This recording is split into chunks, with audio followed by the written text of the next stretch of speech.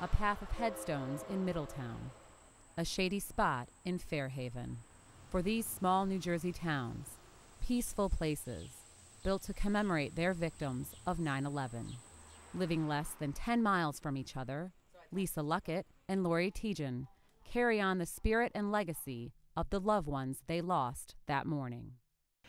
My phone was ringing as I walked in the door, and my friend said, "What building is Ted in?" And I said, "The one with the antenna on it." And she said, "Well, turn on the television because a plane just hit it and took off the top 15 floors. And I guess the most poignant memory for me that day is we were all standing around when the first tower came down. And I remember I just, like everybody, I just started crying and I said, "Oh my God, those poor families." And a few hours later, I learned that we were one of those families. Lisa's husband Ted was working on the 105th floor of the World Trade Center, and Laurie's brother Ken was a Port Authority officer who raced downtown to help during the attacks. So he actually commandeered a taxi cab. He threw the driver in the back seat of the cab, and his partner told us they drove through parking lots, over sidewalks, like crazy to get down there. He walked out the door that morning and I said, "I love you, you're my soulmate," and off he went. And that's kind of almost a movie ending. But we're okay with that. You know, it's kind of peaceful, actually. A decade later, they reflect on that dreadful day, but also talk about the positive impact 9/11 has had on their lives. I think a lot has changed in our family. Obviously, even 10 years later, there's still a huge hole. I think the good thing that's come out of it is that we made a decision early on, and it may sound silly, but it really is a decision to either make something positive happen or to be a victim. Lisa's children were 7, 4, and 4 months old when her husband left that morning for his job at Cantor Fitzgerald.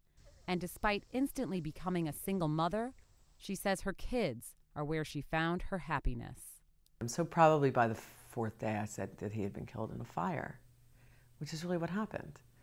You know, so 9/11 for us is everyone else's heart attack or stroke or cancer. It's how he died. So it's not that I've been dealing with 9/11 all these years. I've been dealing with the death of my children's father and my husband. And my kids saved me. They were looking at me. I'd be nursing Timmy at 4 months old and he would smile at me. I mean, how do you stay sad? You have these beautiful children. She and her children never moved from the home in Fairhaven that they shared with Ted. She says her boys look just like him, while her daughter Jen, who is preparing to go to college next year, is said to have her father's humor. I just have heard really great stories, really inspiring stories. Yeah, he was, I can't believe he's not here. But he's still, you can, just in some expressions that Billy makes, or, the way that Timmy laughs, or certain things, you are just like, wow, he's still here. And he lives in us every day, so. Like many families, the Lucketts received an outpouring of help from the community, which was difficult for Lisa to accept at first. So the hardest thing to take is charity. The hardest thing in the world. It's a very bitter pill to try to have somebody actually help you. I'm supposed to help you. You're not supposed to help me. But that morning I realized that in order to help everybody else, I had to let them help me, which ended up being the most amazing part, because in order to learn to give, you have to receive. And the TIETJEN family experienced similar generosity from others, and because of it, they started a foundation in Ken's name. People from all over the country sent us donations. We had a little girl who sent us $3 from a lemonade stand that she held. And we felt that we weren't dependent upon my brother for money, and we didn't feel right keeping that. So the December after he was killed, we wound up buying 11 bicycles for local children in need. The foundation helps area kids through a mentoring program, providing gifts at Christmas, and most recently, organizing a motorcycle ride from Ground Zero to D.C. to raise money for policemen's families killed in the line of duty.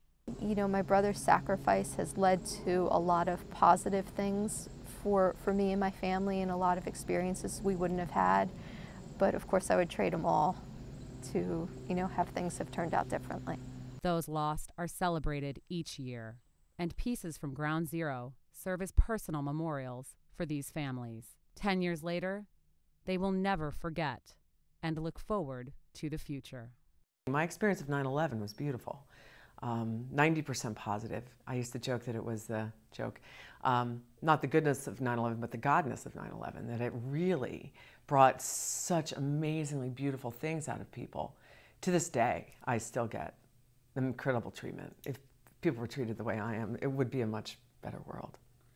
For the first time, Lisa and her children will attend the ceremony at Ground Zero this year, while Laurie will spend it the way she always has, with her family and other Port Authority officers.